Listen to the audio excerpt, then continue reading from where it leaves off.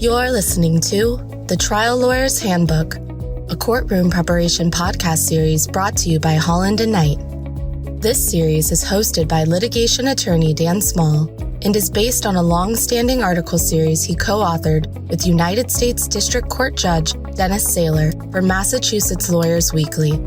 Listeners of this series will gain a fresh perspective on how attorneys can address various trial preparation issues and set themselves up for success in and out of the courtroom. Like everything else that happens in a trial, making effective objections requires care and discipline.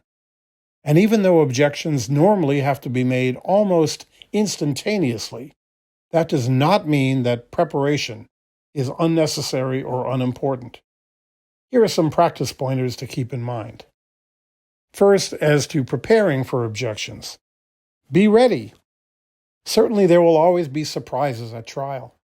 Objections to the form of a question, such as leading or compound, can't usually be anticipated. But substantive objections, such as hearsay or the admissibility of a document, usually can be anticipated. And those are the ones that matter the most. Don't just focus on your own case. Think about what your opponent is likely to do and how you might respond. Outline your arguments and have them available. The ability to think on your feet is an important characteristic of a good trial lawyer, but it is not a substitute for careful preparation. Next, be poised. You will have only a split second to rise to your feet and object. Be poised to do it. Don't sprawl back in your chair with your legs crossed. It will take too much time for you to get to your feet, and, as your grade school teacher might have said, such a posture is not conducive to paying close attention. Sit upright at the edge of your chair, feet on the ground, ready to move. Next, listen. Objections have to be timely. To accomplish this, you have to be focused, listening with a degree of intensity that we don't bring to bear in our normal conversations. Many times you'll know that the question is objectionable before it's even finished. Begin to stand up to draw the court's attention.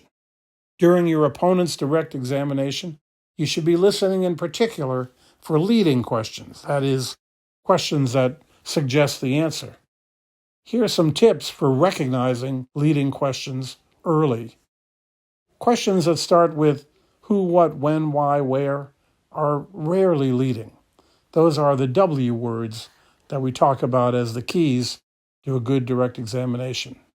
But often, almost always leading, are questions that start with the D words.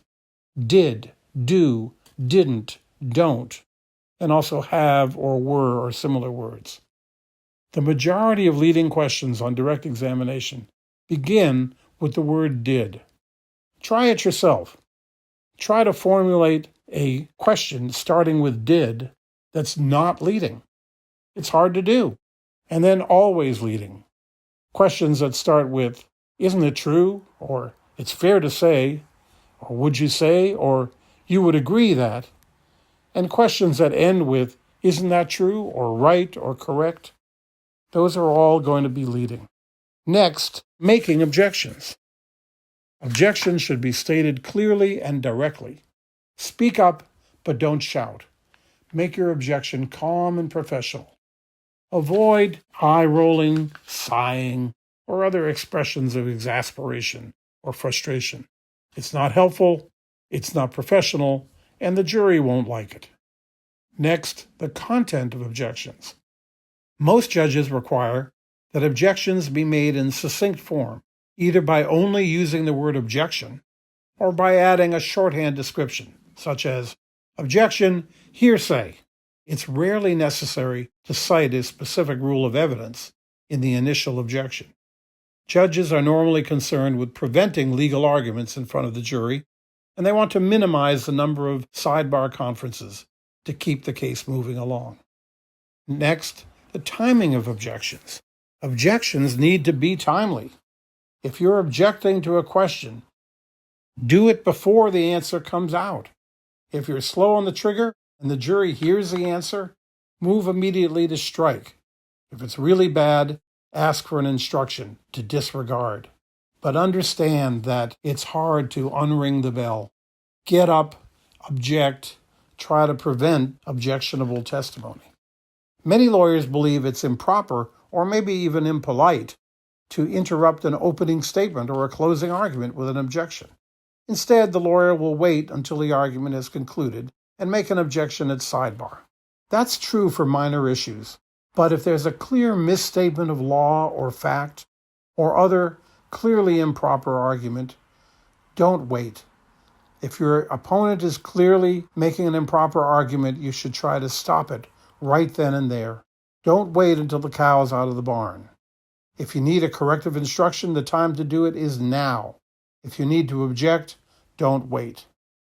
Next, reacting to objections.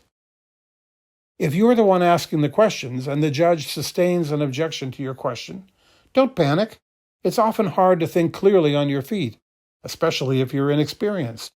But even if you're very experienced, even if you know what was wrong with the question, it may be difficult to formulate a proper one right on the spot. Needless to say, the more prepared you are, the less likely this is to happen.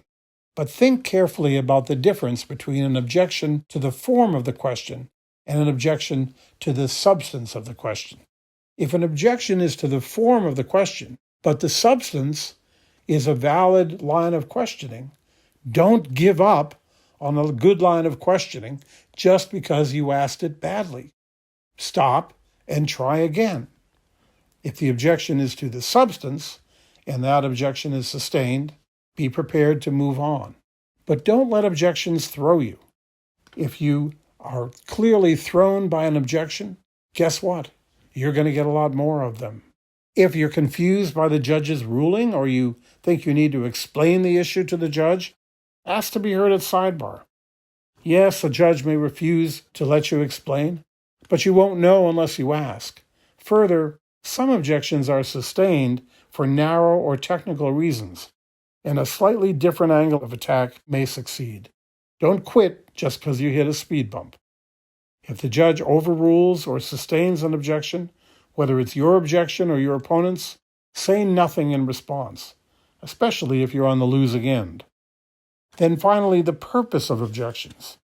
Don't forget what you're trying to accomplish. Yes, you may be trying to keep something out of evidence or force your opponent to obey the rules, but you're also preserving an issue for appeal. If you get an unfavorable ruling, you may need to protect the record by making an offer of proof.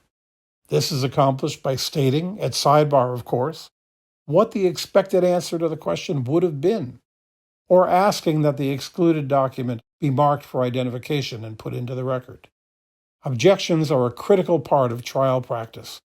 Learn how to make them quickly, clearly, and effectively, and take the time to do them right. Thank you for listening to the Trial Lawyer's Handbook, a courtroom preparation podcast series brought to you by Holland & Knight.